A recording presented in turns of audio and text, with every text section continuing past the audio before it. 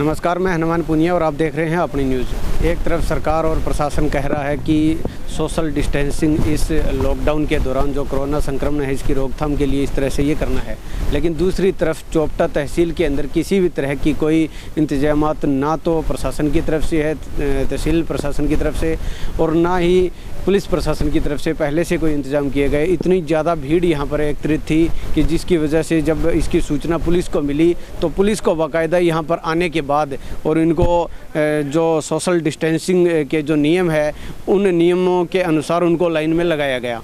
मैं बता दूं कि ये फसली सीज़न है और इसमें किसानों को फ़र्द की काफ़ी ज़रूरत है, क्योंकि अपनी फसल को बेचने के लिए फ़र्द आवश्यकता है और उसके लिए यहाँ पर काफ़ी ज़्यादा किसान यहाँ पर आए हुए हैं और इसकी लिमिट है प्रतिदिन 30 लोग ही फ़र्द निकलवा सकते हैं। लेकिन यहाँ पर काफ़ी ज़्यादा भीड़ है और इस भीड़ की वजह से इतनी ज़्यादा भीड़ यहाँ पर एकत्रित हो गई कि जो सोशल डिस्टेंसिंग के जो नियम है वो सारे के सारे धराशायी यहाँ पर हो रहे थे। और इसकी सूचना जैसे ही चोपटा थाना पुलिस को मिली तो महज 200 मीटर की दूरी पर पुलिस थाना है और वहाँ से पुलिस यहाँ मौके पर पहुँची और यहाँ आने के बाद इस तरह से इतना इनको आप देख सकते हैं पूरी लाइन, जो पूरा गैप इसके अंदर जो नियम के अकॉर्डिंग होना चाहिए वो गैप यहाँ पर निर्धारित किया गया है। पुलिस ने यहाँ पर आने के बाद ये हुआ है, लेकिन उससे पहले की क्या स्थिति थी वो वीडियो भी मैं आपको दिखाना चाहता हूँ। ये आप देख सकते हैं कितनी भीड़ है यहाँ पर, किसी भी तरह की कोई सुविधा ना तो तहसील प्रशासन की तरफ से है और ना ही किसी तरह का कोई सिक्योरिटी वगैरह, ना सैनिटाइज़र है, कुछ भी व्यवस्था यहाँ पर नहीं है। एक तरफ सरकार और विशेष तौर पर जिला प्रशासन इतनी सतर्कता बरतने के लिए आम लोगों को ये कह रहे हैं और दूसरी तरफ तहसील परिसर के अंदर भी इस तरह से जो ज़्यादा जिम्मेवारी जिनकी बनती है लेकिन वो भी इस तरह से यहाँ पर ये गड़बड़ी यहाँ पर एक हिसाब से हम कह सकते हैं, लापरवाही इसको हमें मान सकते हैं। तो कुछ लोग हैं यहाँ पर जो अपने रूटीन के काम के लिए विशेष तौर पर जो फ़र्द के लिए यहाँ आए हुए हैं, उनसे हम बात करते हैं क्या स्थिति थी और उसके बाद जब पुलिस आई है तो उसके बाद क्या यहाँ पर सुधार हुआ है। हाँ जी साहब, क्या नाम है और कौन सा काम आपका? नाम राजेंद्र ढूकड़ा, गांव भी ढूकड़ा। सबसे पहले तो मैं बताना चाहूँगा कि हम कल भी आए थे यहाँ जमाबंदी की फ़र्द निकलवाने के लिए। तो कल आए तो तकरीबन आने के बाद पता चला कि 30 ही टोकन कटेंगे।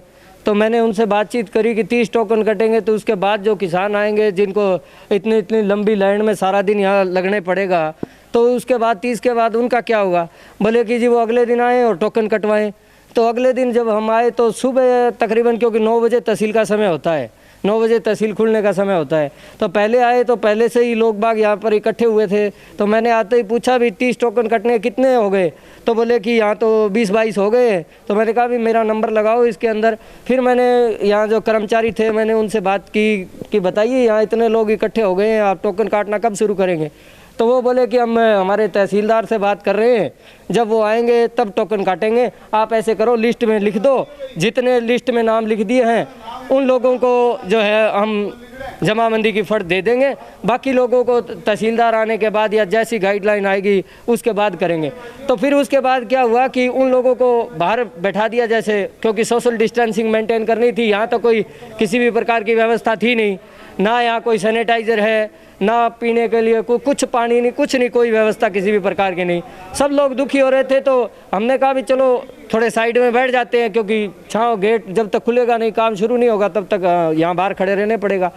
तो इसके बाद 10 बज गए। 10 बजने के बाद मैंने इनसे पूछा भी आप शुरू करवाइए, क्यों, किस लिए लेट कर रहे हो। तो बोले कि हमारे तहसीलदार साहब आएंगे, क्योंकि कई लोगों ने ये कह दिया था कि हम लाइन में खड़े हो गए, हमारे टोकन काटो। कई लोग ऐसे थे, कोई 6 बजे आया है, कोई 7 बजे आया है, कोई 8 बजे आया है, तो उन्होंने पहले लिस्ट में लिखवा दिया था। तो सब लोग इस समस्या में थे कि 30 में हमारा किसका नंबर आएगा, लाइन में लगने वाले का आएगा या लिस्ट में जिन्होंने नाम लिखवाया उनका आएगा।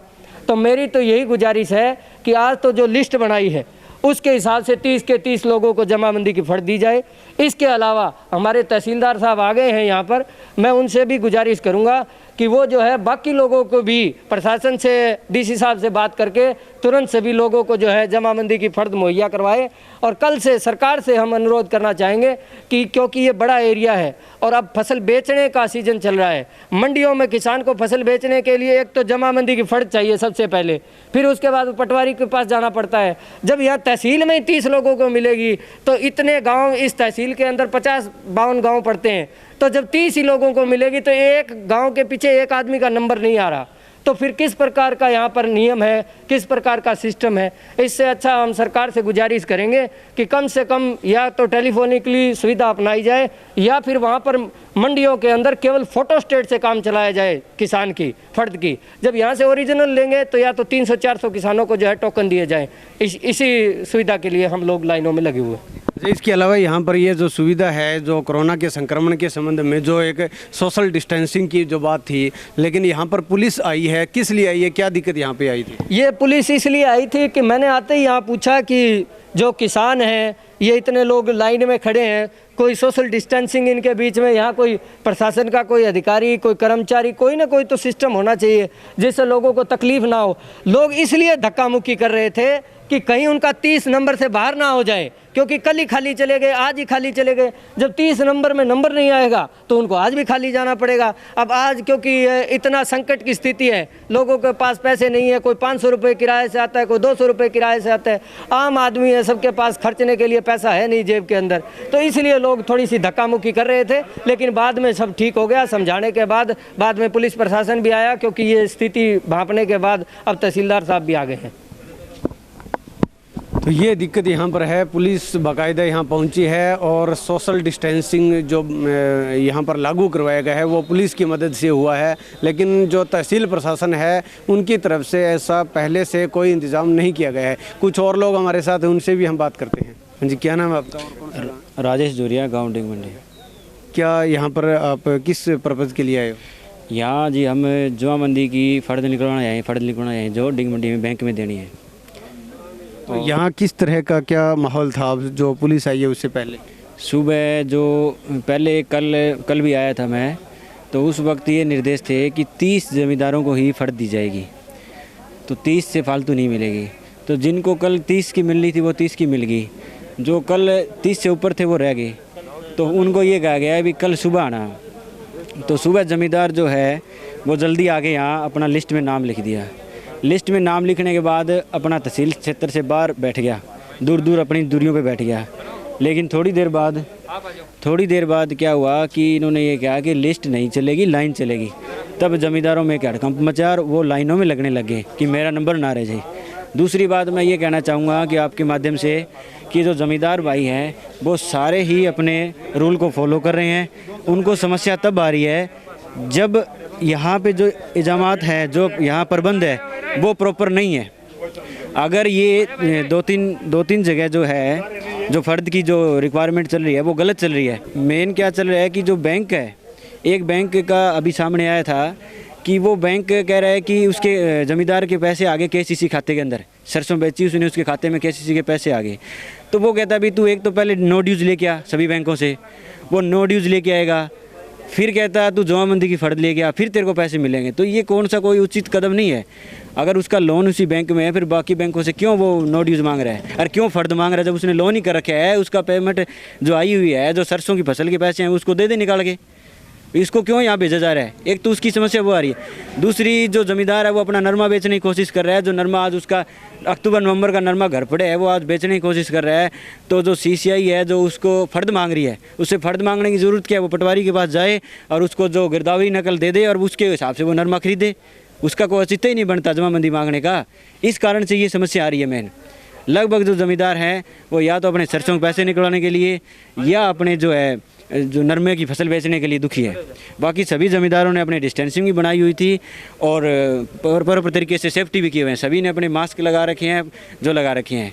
मेन समस्या ये आ रही है जो सरकार के जो अधिकारी हैं उनको ये सोचना चाहिए जो ज़रूरी चीज़ है। अगर यहाँ जमाबंदी की ज़रूरत नहीं है बैंक, तो उनको निर्देश दी आप क्यों अननेसेसरी मांग रहे हो?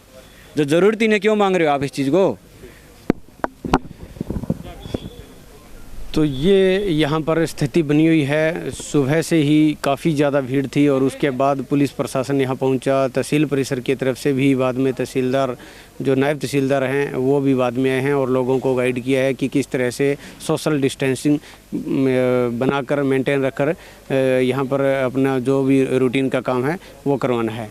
लेकिन बात ये है, मुद्दा ये है कि इस तरह की जो भीड़ यहाँ पर एकत्रित हो रही है, उसका भी विशेष तौर पर ये एक बड़ी चिंता की बात है कि एक तरफ सोशल डिस्टेंसिंग और इस कोरोना के संक्रमण की रोकथाम के लिए ज़रूरी है, वहीं दूसरी तरफ इस तरह की अगर लापरवाही कहीं बरती जाती है तो कहीं ना कहीं एक बड़ा यहाँ पर एक चिंता की विषय बन जाता है और काफ़ी ज़्यादा दिक्कत है। भविष्य में ऐसी रूटीन में ऐसी हरकत रहती है तो काफ़ी ज़्यादा समस्या यहाँ पर हो सकती है।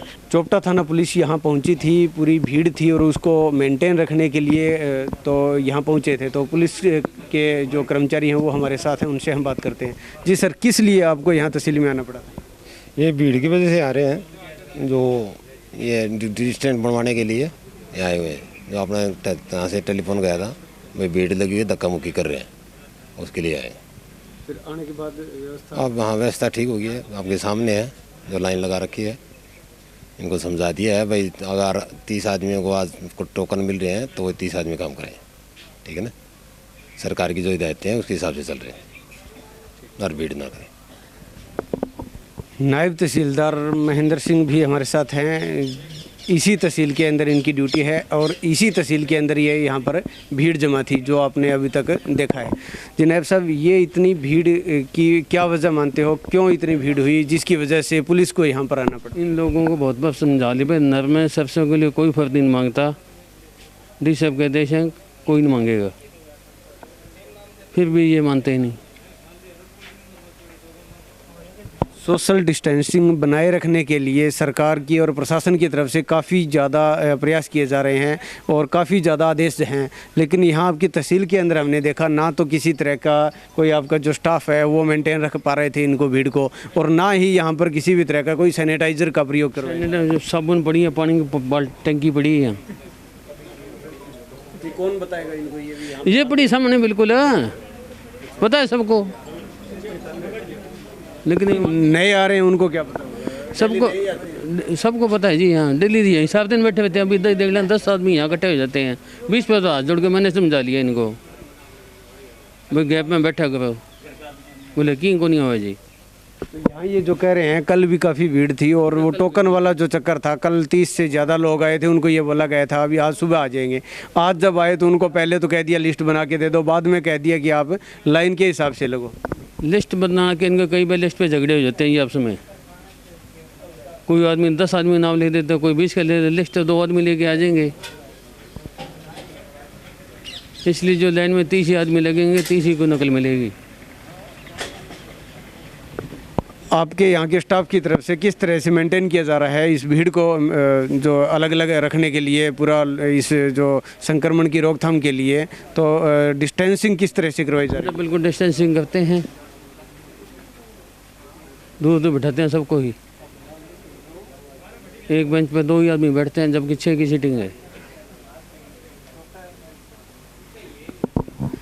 तो बिल्कुल ये बता रहे हैं कि तहसील परिसर का जो भवन बना हुआ है उसके अंदर ये अपने हिसाब से पूरी सोशल डिस्टेंसिंग रखते हैं, लेकिन मैं बता दूं कि जो आपने पूरा ये वाक़या देखा है कि इस तरह की कितनी धक्का मुक्की यहाँ पर हो रही थी, तो ऐसे में कहीं ना कहीं सवाल उठता है प्रशासन पे कि इस तरह की तैयारी जो है वो नहीं रखी गई है। अगर पहले से इसका इंतज़ाम होता तो इस तरह की यहाँ पर भीड़ एकत्रित नहीं होती। अब देखना ये होगा कि प्रशासन इससे क्या और किस तरह से सबक सीखता है, क्या एक्चुअल में ये जो समस्या है जो पूरे देश के अंदर है उससे बचने के लिए जो हिदायतें जो आम जनता के लिए जारी की जाती है वो यहाँ के जो प्रशासनिक जो अधिकारी हैं उन पर भी वो किस तरह से लागू होती है। अपनी न्यूज़ के लिए कैमरामैन संदीप वर्मा के साथ हनुमान पूनिया।